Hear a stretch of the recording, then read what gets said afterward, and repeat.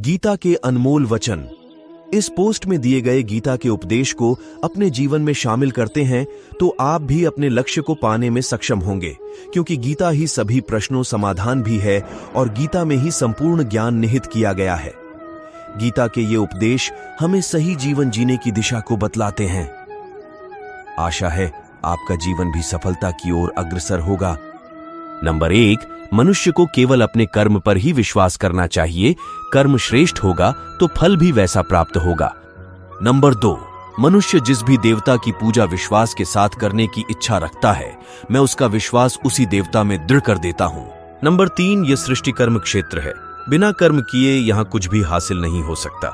Number 4, मनुष्य के दुख का कारण उसका प्रेम ही है।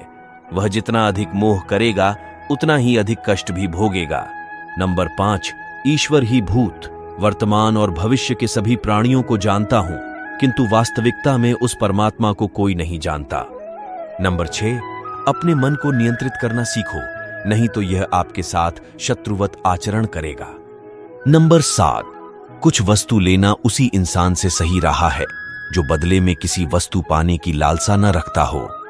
नंबर 8, स्वर्ग प्राप्त करने और वहां कई वर्षों तक वास करने के पश्चात एक असफल योगी का पुण्य एक पवित्र और समृद्ध कुटुंब में जन्म होता है। नंबर 9, धरती पर मनुष्य का जन्म किसी विशेष उद्देश्य के लिए होता है और जो उस कर्म से वंचित रहता है उसे मोक्ष नहीं मिल पाता है।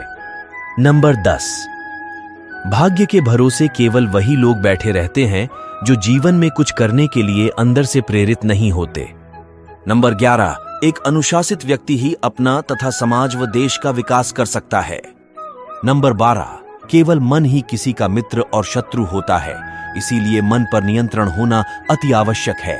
नंबर 13, हमारे बुरे होने का कारण और हमारे दुख कारण हम खुद ही हैं।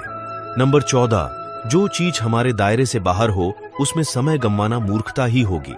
नंबर 15, कोई भी दुख इस संसार में इतना बड़ा नहीं है जिसका कोई उपाय न हो, लेकिन मनुष्य प्रयत्न ही नहीं करना चाहता, वह जल्दी ही हार स्वीकार कर लेता है।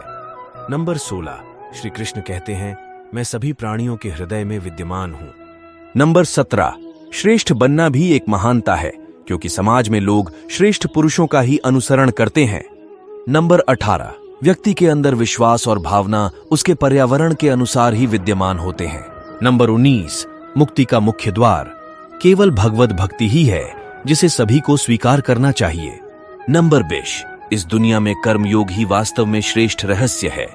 नंबर 21, अपनी बुद्धि का प्रयोग हमेशा समाज कल्याण के लिए निस्वार्थ भाव से करना चाहिए।